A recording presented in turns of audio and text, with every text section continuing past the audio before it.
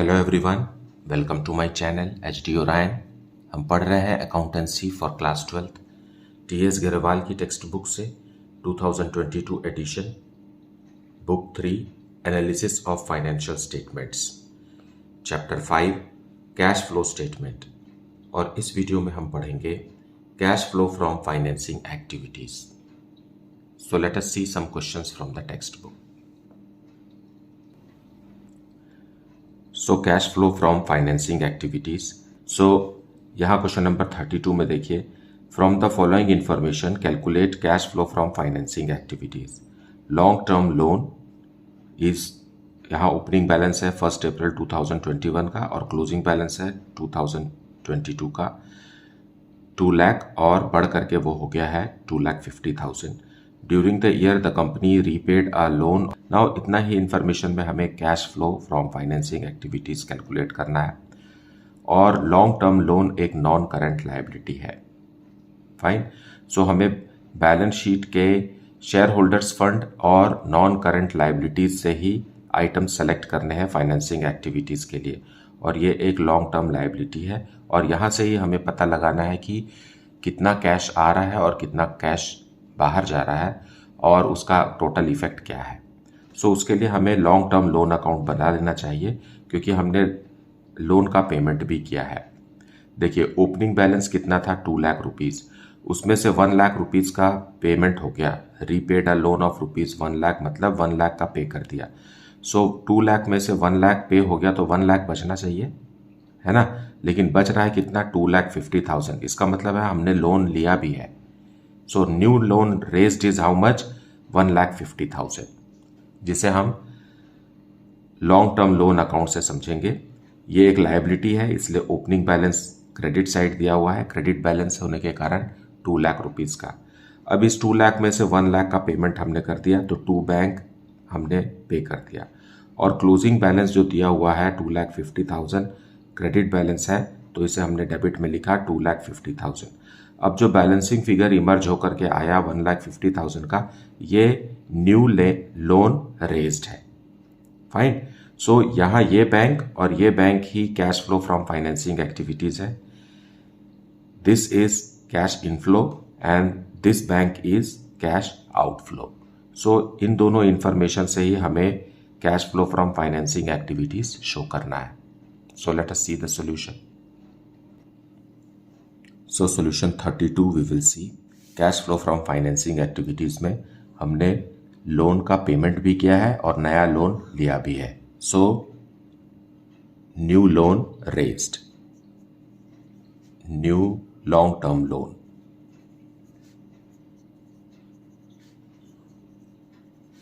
Raised मतलब लिया है हमने। कितने का लॉन्ग टर्म लोन लिया है, 1,50,000 रुपीज का। सो it is cash inflow and long term loan paid।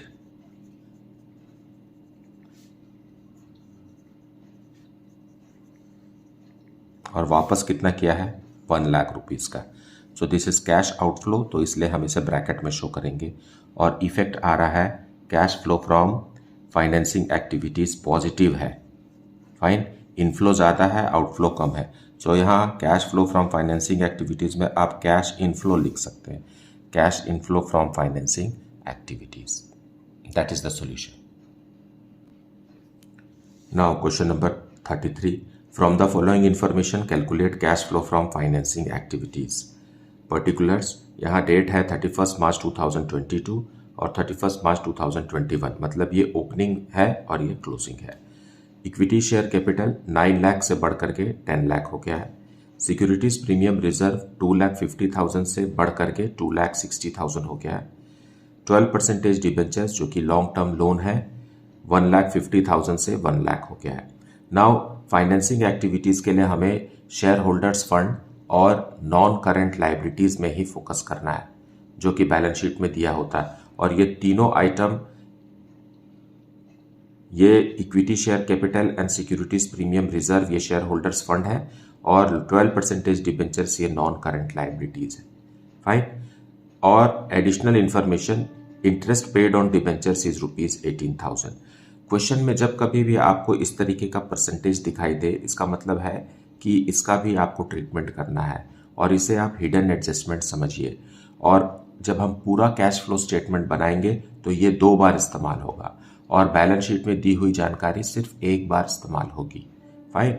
सो ये 12% हमें कैलकुलेट करना चाहिए था, लेकिन क्वेश्चन में हमें अमाउंट कैलकुलेट करके दे दिया है। So we will be handling only this, we will not calculate 12% of either opening और closing. Fine. So let us see the solution.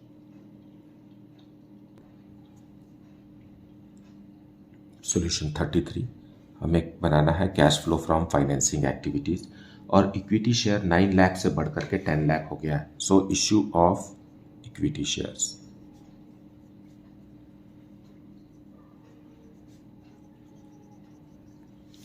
Rupees 1 lakh से इंक्रीज हो गया है, so this is cash inflow. और सिक्योरिटीज प्रीमियम भी, securities premium reserve 10,000 rupees से increase हो गया है, 2,50,000 से 2,60,000 हो गया है। लेकिन 12% डिबेंचर्स जो है लॉन्ग टर्म लोन्स, 12% डिबेंचर्स ये डिक्रीज हो गया है, 1,50,000 से 1 लाख हो गया। सो ये रिडीम हो गया है 50,000 रुपीज से। और इन्हीं डिबेंचर्स पर हमने इंटरेस्ट भी दिया है, इंटरेस्ट पेड ऑन 12% डिबेंचर्स। सो ये तो कैश आउटफ्लो है क्योंकि रिडीम किया है तो हमने पैसे बाहर दे दिए हैं और 18,000 रुपीज का इन्हीं को इंटरेस्ट भी पे हुआ है।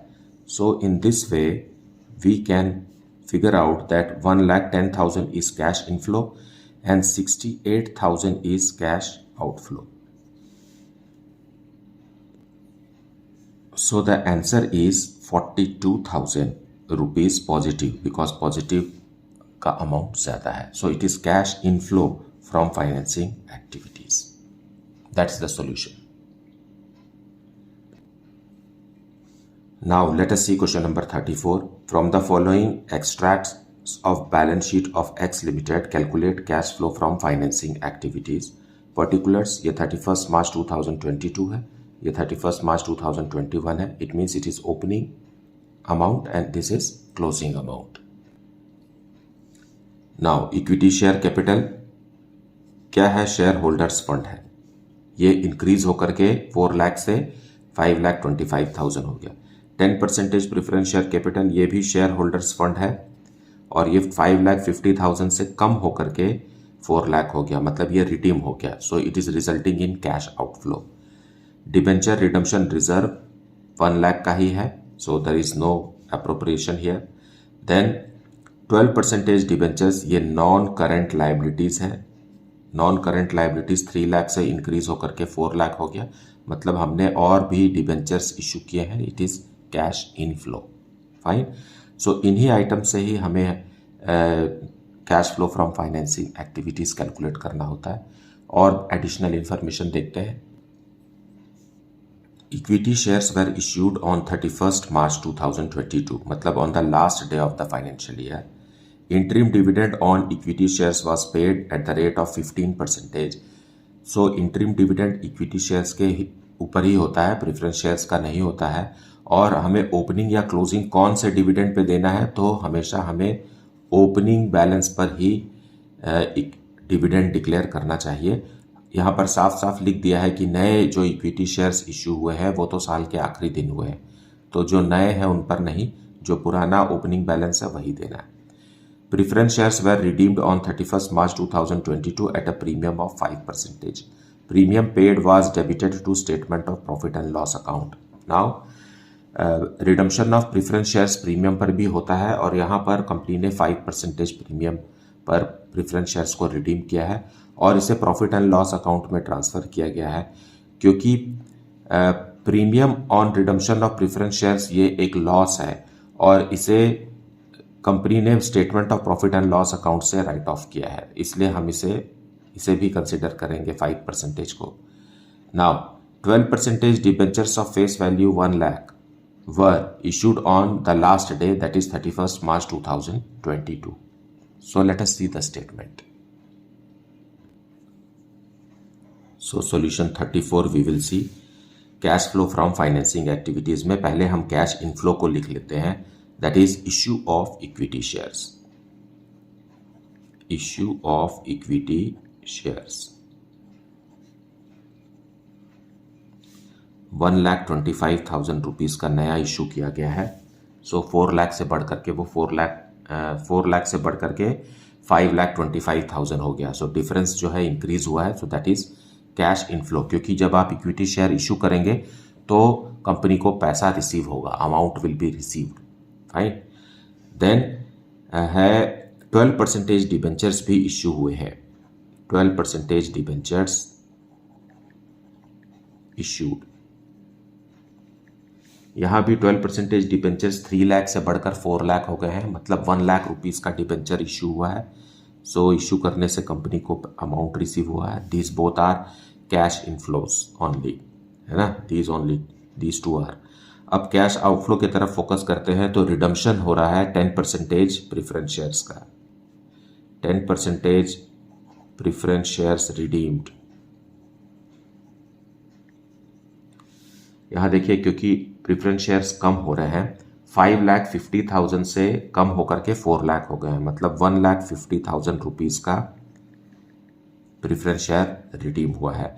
और ये 5% प्रीमियम पे रिडीम हुआ है. सो यहां पे लिखेंगे premium on redemption of 10% preference shares. So जितना रिडीम हो रहा है, 1,50,000 का रिडीम हो रहा है, इसी का 5%, यहां लिख देता हूं मैं 5% प्रीमियम. सो इसका 5% ही हमें यहां लगेगा. फाइन. ओपनिंग या क्लोजिंग बैलेंस का प्रीमियम नहीं लेना है हमें, जितना प्रेफरेंस शेयर्स रिडीम हो रहा है उसी का 5% premium on redemption of preference shares है, दैट इज 7,500. ये भी कैश आउटफ्लो है. ये दोनों अमाउंट हम मिला करके प्रेफरेंस शेयर्स को दे रहे हैं. अब आप इसको एक साथ भी लिख सकते थे, प्रोसीड्स या पेमेंट टू प्रेफरेंस शेयर्स, ऐसा बोल करके आप लिख सकते थे. Fine. Okay. Then dividend paid on preference shares.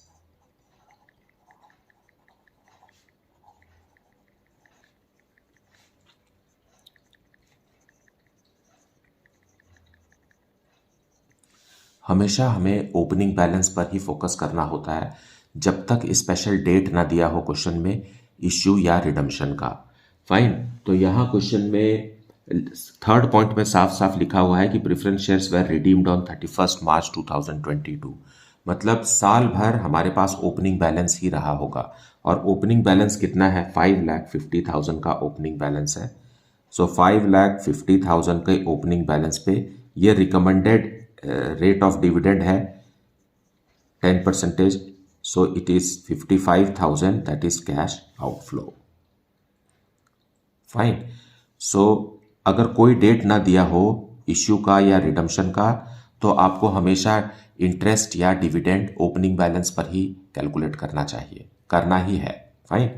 ये क्या हो गया? 2,25,000 cash inflow.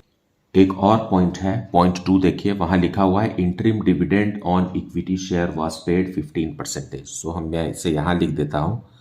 Fine. Interim dividend on equity shares. Equity shares भी इश्यू हुए हैं लास्ट डे को, तो ओपनिंग बैलेंस पर ही हमें इंटरिम डिविडेंड पे करना है, that is 4 lakh rupees. No, 4 lakh के इक्विटी शेयर्स पर हमें 15% इंटरिम डिविडेंड कैलकुलेट करना है. So interim dividend is 60,000 rupees which is cash outflow. और एक आइटम है हमारे पास, interest paid on 12% debentures.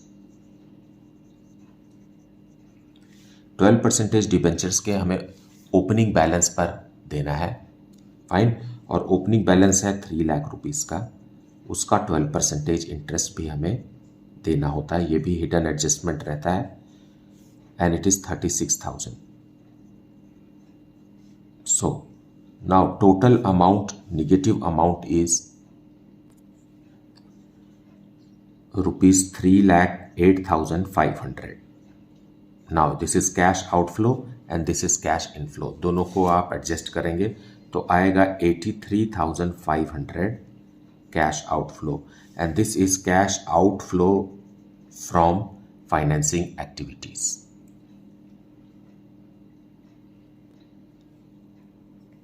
Now let us see question number 35. From the following information, calculate cash flow from investing and financing activities. So both the activities हमें calculate करना है. Particulars 31st March 2022 that is closing balance and 31st March 2021 is the opening balance. Machinery at cost 40,000 से बढ़कर के 50,000 हो गया है और accumulated depreciation 10 लाख से बढ़कर के 10,000 से बढ़कर के 12,000 हो गया है. कैपिटल 30,000 से बढ़कर के 35,000 रुपीज़ हो गया है और बैंक लोन पहले 10,000 का था, अभी नील है, मतलब हमने इसे पेमेंट कर दिया है. During the year a machine costing rupees 10,000 was sold at a loss of rupees 2,000. Depreciation on machinery charge during the year amounted to rupees 6,000. अब बिना मशीन अकाउंट मतलब बिना लेजर बनाए आपको कैसे समझ में आएगा कि कितने का मशीन आपने खरीदा और बेचा है. फाइन, यहाँ दिया हुआ इंफॉर्मेशन है. यहाँ देखिए लिखा हुआ है machine costing rupees 10,000 was sold for rupees 2,000 loss. Fine, ये 2,000 लॉस का फाइनेंसिंग और इन्वेस्टिंग एक्टिविटीज़ में कोई रोल नहीं है, बल्कि मशीन जितने की बिक गई, क्योंकि ये कौन सा एक्टिविटी है, इन्वेस्टिंग एक्टिविटी है. Fine, this is investing activity and these two are financing activities. Depreciation से हमें यहाँ कोई भी लेना देना नहीं है, क्योंकि एक्यूमुलेटेड डेप्रीशिएशन का मतलब कैश फ्रॉम ऑपरेटिंग एक्टिविटीज से होता है. फाइन, लेकिन उसका असर मशीन अकाउंट पे भी होता है. यहाँ पर एक्यूमुलेटेड डेप्रीशिएशन सेपरेट अलग से मेंटेन किया गया है, तो मशीन अकाउंट में भी इसका कोई असर नहीं है. फाइन, देखिए इसका ओपनिंग बैलेंस 40,000 रुपीज़ का था, ओपनिंग बैलेंस. फाइन, इसमें से 10,000 वाली मशीन कॉस्ट लिखा हुआ है ना, तो कॉस्ट से ही कॉस्ट को माइनस करेंगे. 10,000 रुपीज़ का मशीन हमने बेच दिया, तो बचना चाहिए था कितना, 30,000 रुपीज़ का बचना चाहिए था, लेकिन बच गया है कितना, 50,000 रुपीज़ का. मतलब आपने 20,000 रुपीज़ का और परचेस किया है, तब जाकर के ये 50,000 रुपीज़ हुआ होगा. ठीक है, एक बार फिर समझिए. ओपनिंग बैलेंस 40,000 का था, जिसमें से 10,000 कॉस्ट की मशीन आपने बेच दिया, तो क्लोजिंग बैलेंस आपका बनना चाहिए था 30,000 का, जबकि शो कर रहा है 50,000, मतलब आपने 20,000 का नया मशीन खरीदा है. So this is cash inflow and जितने में हमने मशीन को बेचा वो कैश आउटफ्लो होगा. सो ये जो पुरानी मशीन है जिसको खरीदा 10,000 रुपीज़ में गया था, इसे हमने कितने में बेचा ये भी हमें पता लगाना पड़ेगा. फाइन, 2,000 रुपीज़ लॉस दिया है और डेप्रीशिएशन हमें पता नहीं है कि इस मशीन पर कितनी लगी है डेप्रीशिएशन, तो हमें पहले डेप्रीशिएशन कैलकुलेट करना पड़ेगा. तो ओपनिंग बैलेंस ऑफ डेप्रीशिएशन कितना है, 10,000 है.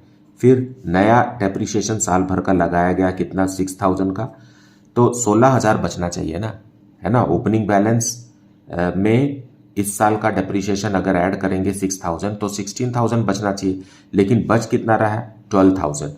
तो आप 12,000 को लेस करेंगे तो 4,000 रुपीज़ जो है ये है depreciation for the machine sold. ठीक है, ये जो डिफरेंस आ गया हमारे पास 4,000 का, this is the depreciation which will be charged on machine sold.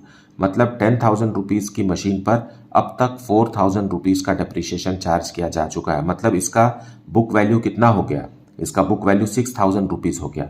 6,000 की मशीन को आपने 2,000 रुपीज़ लॉस में बेचा, तो मतलब आपने कितना रुपीज़ में बेच दिया, इसे 4,000 रुपीज़ में बेच दिया. सेलिंग प्राइस है ना, 6,000 की मशीन को 2,000 लॉस में, मतलब आपने 4,000 रुपीज़ में बेच दिया. सो this is cash inflow and this 20,000 is cash outflow related to purchase of machinery.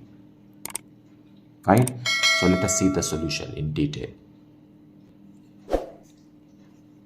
Solution 35 में पहले हम मशीन अकाउंट का बैलेंस ब्रॉट डाउन लिखेंगे, क्योंकि ये एसेट है, डेबिट साइड है 40,000 रुपीज़ का, और क्लोजिंग बैलेंस भी लिख देंगे. बाय बैलेंस क्लोज डाउन ये हो गया है 40,000 से बढ़ करके 50,000। सो ऐसा लग रहा है कि 10,000 रुपीज़ का हमने नया मशीन एक्वायर किया है, लेकिन यहाँ डिटेल्स भी है। और प्रोविजन फॉर डेप्रिसिएशन एक लायबिलिटी है। So by balance brought down, provision है 10,000 का, और इसका क्लोजिंग बैलेंस भी दिया हुआ है जो कि क्रेडिट बैलेंस है, ये हो गया 12,000 का। तो यहाँ भी ऐसा लग रहा है कि 2,000 रुपीज़ का ईयरली डेप्रिसिएशन है, लेकिन आप क्वेश्चन में डिटेल पढ़ेंगे तो वहाँ लिखा हुआ है कि साल भर का डेप्रिसिएशन जो है वो 6,000 रुपीज़ चार्ज किया गया है। फाइन। सो यहाँ पर 6,000 रुपीज़ हमें चार्ज करना है, और मशीन के बारे में कह रहा है कि कुछ मशीन को हमने बेचा भी है, तो उस पर कितना डेप्रिसिएशन चार्ज हुआ है ये हमें यहाँ से डेप्रिसिएशन अकाउंट से पता चल जाएगा। 16,000 रुपीज़ यहाँ भी 16,000 रुपीज़, लेकिन 4,000 एडजस्टिंग फिगर आ रहा है, और इसे हम टू मशीन अकाउंट में ट्रांसफ़र करेंगे, है ना। यही वो डेप्रिसिएशन है जो बिकी हुई मशीन पर चार्ज हुआ है। Okay, this is the balancing figure. इसे हम यहाँ चार्ज करेंगे। सो यहाँ आ जाएगा bye provision for depreciation on machine sold 4,000। Fine. Cost price कितना था, जो मशीन बिक रही है 10,000 था, उस पर 4,000 डेप्रिसिएशन, मतलब उसका बुक वैल्यू 6,000 हो गया, उसे हम लॉस में बेच रहे हैं। सो बाय प्रॉफिट एंड लॉस, ये लॉस है बिकी हुई मशीन पर। कितना रुपए लॉस लिखा है क्वेश्चन में, 2,000 रुपीज़ लॉस लिखा है ना। तो बैंक से हमें कितना मिला होगा, बैंक से हमें मिला होगा 4,000 रुपीज़, क्योंकि ये सबको मिला करके 10,000 रुपीज़ हो रहा है जो बिकी हुई मशीन का कीमत है। फाइन। अब आप इसे यहाँ देखेंगे तो यहाँ 60,000 आ गया ग्रैंड टोटल, और यहाँ भी 60,000 लाने के लिए हमें यहाँ 20,000 लिखना पड़ेगा, जो कि नई मशीन परचेस करने का कीमत है। That is it is balancing figure. Fine. So 20,000 rupees की नई मशीन खरीदी गई है और 4,000 रुपीज़ में पुरानी मशीन बेची गई है। और ये कौन सी एक्टिविटी है, ये इन्वेस्टिंग एक्टिविटी है। अब हम कैश फ्लो स्टेटमेंट में शो करेंगे cash flow from investing activities, और इसके लिए हमें नॉन करेंट एसेट्स पर फोकस करना होता है, जो कि अभी हमने कैलकुलेट किया है। Purchase of machine, purchase of machinery is of ₹20,000। Fine. और ये परचेज है, मतलब ये कैश आउटफ्लो है। एंड सेल ऑफ मशीनरी भी है, ये हमने बेचा है 4,000 रुपीज़ में, जो कि कैश इनफ्लो है। So cash flow from investing activities आ गया, कैश आउटफ्लो ₹16,000। अब हम कैलकुलेट करेंगे cash flow from financing activities. इसमें इश्यू ऑफ शेयर कैपिटल है, इश्यू ऑफ शेयर कैपिटल मतलब कैश इनफ्लो है ₹5,000 का, ये इंक्रीज हो रहा है फ्रॉम 30,000 टू 35,000। और दूसरा है बैंक लोन, बैंक लोन एक नॉन करंट लाइबिलिटी है, बैंक लोन रीपेड। एंड 10,000 था, अब रिड्यूस होके 0 हो गया है, मतलब पूरा का पूरा 10,000 कंपनी ने पे कर दिया है। सो 5,000 outflow is cash outflow from financing activities. So this is your solution. Now let us see question number 36. From the following information, calculate cash flow from operating activities and investing activities. Particulars 31st March 2021 and 31st March 2022. यहाँ opening है और ये closing है. Surplus, that is balance in statement of profit and loss account, 2,50,000 and 10 lakh. Provision for tax ₹75,000 and 75,000. Trade payables, that is current asset, ₹1 lakh and ₹3,75,000. और trade payables means current liabilities. और current assets which comprises of trade receivables and inventories ₹11,50,000 and ₹13 lakh. Then property, plant and equipment and intangible assets में property, plant and equipment है, opening है 21,25,000 and closing है 23,30,000. Accumulated depreciation thereon is 10,62,500 opening and 11 lakh rupees closing. Additional information में दिया हुआ है अ machine having a book value of rupees 1 lakh a depreciation provided there on rupees 1,62,500 was sold at a loss of rupees 20,000 and tax paid during the year is 75,000। Fine. So यहाँ आपको समझना होगा कि कौन सा ऑपरेटिंग एक्टिविटी से related है और कौन सा इन्वेस्टिंग एक्टिविटीज। सो ये ऑपरेटिंग एक्टिविटीज से रिलेटेड है दोनों। फाइन, ये भी ऑपरेटिंग एक्टिविटी है, ये भी ऑपरेटिंग एक्टिविटी है, और ये आखिरी का जो है ये इन्वेस्टिंग एक्टिविटी है। फाइन। सो सॉल्यूशन 36 में सबसे पहले हम machinery account and provision for depreciation account बनाएंगे। फाइन। मशीन के डेबिट में है, डेबिट बैलेंस शो कर रहा है machine is of 21 lakh, how much, 25,000, और क्लोजिंग बैलेंस शो कर रहा है, तो हम क्लोजिंग बैलेंस इधर लिख देते हैं 23,30,000। फाइन। उसी तरीके से प्रोविजन फॉर डेप्रिसिएशन अकाउंट में भी फोकस करेंगे, तो उसका ओपनिंग बैलेंस क्रेडिट साइड रहेगा क्योंकि एक लायबिलिटी है, और ओपनिंग बैलेंस है 10,62,500 का, और क्लोजिंग बैलेंस डेबिट साइड लिखेंगे क्योंकि ये क्रेडिट बैलेंस है, रुपीज 11 लाख का है। अब जैसा कि क्वेश्चन में लिखा हुआ है वो हमें करना है। यहाँ लिखा हुआ मशीन जिसकी बुक वैल्यू 1 लाख की थी और उसे 20,000 रुपीज़ लॉस में बेच दिया गया। फाइन। मतलब बुक वैल्यू में तो डेप्रिसिएशन पहले से ही डिडक्टेड है, लेकिन जो मशीन बेची गई उसका डेप्रिसिएशन इसमें इंक्लूडेड है, जो हमें यहाँ से अब हटाना होगा क्योंकि वो मशीन बिक रही है, तो उसे हम ट्रांसफ़र कर देंगे। बिकी हुई मशीन पर अब तक 1,62,500 का डेप्रिसिएशन चार्ज हो चुका है।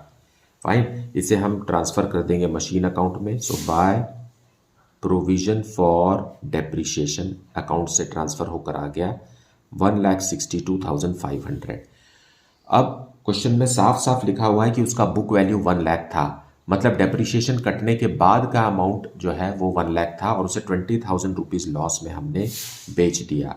तो 1 लाख में अगर 20,000 लॉस है तो बैंक में कितना रिसीव होगा? सेलिंग प्राइस उस मशीन की हो गई 80,000, और बाय प्रॉफिट एंड लॉस जो कि लॉस है ये हो गया 20,000 रुपीज़ का, क्योंकि ये दोनों मिला करके 1 लाख दिया हुआ है और पूरी मशीन जो है वो 2,62,500 की है।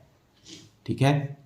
नाउ अब हम मशीन अकाउंट को क्लोज कर सकते हैं। मशीन अकाउंट का ग्रैंड टोटल क्रेडिट साइड ज़्यादा है, दैट इज 25,92,500। तो यहाँ जो बैलेंसिंग अमाउंट आएगा that is purchase of new machine. Fine. And that is for rupees 4,67,500। This is your balancing figure. So this is purchase of machine and this is sale of machine. ये दोनों cash flow from investing activities में use होंगे। और अब depreciation पे आ जाइए। Depreciation for the year हमें calculate करना है क्योंकि ये CFO मतलब कैश फ्रॉम ऑपरेटिंग एक्टिविटीज में यूज होगा। सो depreciation will be the balancing figure here. Fine. इसे ग्रैंड टोटल करेंगे तो अमाउंट आएगा 12,62,500। उसमें 10,62,500 लेस करेंगे तो बैलेंसिंग फिगर आ गया 2 लाख। मतलब वर्ष भर का डेप्रिसिएशन, इस साल का डेप्रिसिएशन टोटल कितना है? 2 लाख रुपीस का है। फिर हमें प्रोविजन फॉर टैक्स अकाउंट भी समझना पड़ेगा। Fine. Provision for tax account में हमारे को ओपनिंग बैलेंस दिया हुआ है, बाय बैलेंस ब्रॉट डाउन 75,000, और क्लोजिंग बैलेंस भी दिया हुआ है। सो टू बैलेंस क्लोज डाउन 75,000, और टैक्स पेड भी दिया हुआ है। देखिए एडिशनल इंफॉर्मेशन 2 में लिखा हुआ है, तो टैक्स पेड हमें डेबिट में लिखना रहता है। Bank that is paid amount is 75,000। तो tax made during the year भी कितना आ गया? Tax provision for tax made during the year आ गया 75,000। ये एक कोइंसिडेंस, मतलब ये एक कॉमन फिगर है, इसलिए हमें कोई फर्क नज़र नहीं आ रहा है। परंतु अगर ओपनिंग और क्लोजिंग बैलेंस अलग होते तो आपको कुछ दूसरा अमाउंट मिल रहा होता। और कैश पेड और कैश मेड दोनों ही कैश फ्रॉम ऑपरेटिंग एक्टिविटीज़ में यूज़ होते हैं। कैश पेड को हमें लेस करना होता है और कैश मेड को हमें ऐड करना होता है, और ये ऐड होता है net profit before tax and extraordinary items में। Fine, now let us prepare both the cash flows. So पहले हम बनाएंगे cash flow from operating activities, इसमें लिखेंगे surplus. Fine, that is the difference in the statement of profit and loss account opening and closing. Fine, ये है 7,50,000 rupees का। अब हम इसमें ऐड करेंगे provision for tax, provision for tax made for the year, और वो है 75,000 रुपीज का। इन दोनों को ऐड करेंगे तो आएगा 8,25,000, which is net profit before tax and extraordinary items. Net profit before tax and extra ordinary items. Fine, अब इसमें हम ऐड करेंगे, ये आ गया हमारा। अब इसमें हम ऐड करेंगे नॉन कैश और नॉन ऑपरेटिंग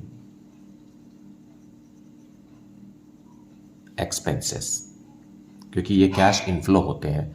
फाइन, और इसमें आता है डेप्रीशिएशन, जो अभी हमने कैलकुलेट किया है, साल भर का depreciation on plant and property, है ना, what is that, property plant and equipment, and loss on sale of machine, जो कि 20,000 रुपीज का है। दोनों को ऐड करेंगे, ये हो गया 2,20,000। अब ये जो अमाउंट आएगा ये हो गया 10,45,000। ये है operating profit before working capital changes. Fine, अब हम वर्किंग कैपिटल का ट्रीटमेंट करेंगे। सो वर्किंग कैपिटल में क्या प्लस करना है हमें, डिक्रीज इन करंट एसेट या इंक्रीज इन करंट लाइबिलिटीज। ये हमें ऐड करना है because it is cash inflow. कोई भी करंट एसेट डिक्रीज हो रहा है मतलब वो कैश में कन्वर्ट हो गया है, और कोई भी करंट लाइबिलिटी अगर बढ़ रहा है मतलब कैश इनफ्लो है। वो ऐसा इसलिए क्योंकि हमने पेमेंट किया नहीं है और फैसिलिटीज अवेल कर ली है, तो that is we have retained our cash, so that is cash inflow. पैसा बाहर तो नहीं गया। फाइन, और इसमें सिर्फ एक ही आइटम दिया हुआ है, ट्रेड पेबल्स। ट्रेड पेबल्स है हाउ मच, फॉर ₹2,75,000। ये हम ऐड कर देंगे इसमें, और हमें लेस करना है इंक्रीज इन करंट एसेट या डिक्रीज इन करंट लाइबिलिटीज। और इसमें जो आइटम दिया हुआ वो है करंट एसेट्स का। करंट एसेट्स इंक्रीज हो रहा है, मतलब करंट एसेट इंक्रीज हो रहा है मतलब हमने खरीद लिया है करंट एसेट, जैसे कि स्टॉक खरीद लिया। Fine, so that is cash outflow, और इसे हम माइनस में दिखाएंगे, और ये अमाउंट है ₹1,50,000 का। अब जो अमाउंट आ गया इन तीनों को ऐड करने से आ गया 11,70,000। इसमें हम लेस करेंगे tax paid. Tax paid 75,000 rupees का है, जो कि हमने प्रोविजन फॉर टैक्स में हमने कैलकुलेट किया है। Now the answer is 10,95,000 which is cash from operation.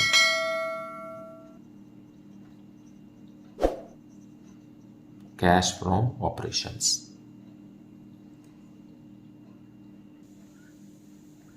अब हम कैलकुलेट करेंगे cash flow from investing activities में मशीनरी बॉट।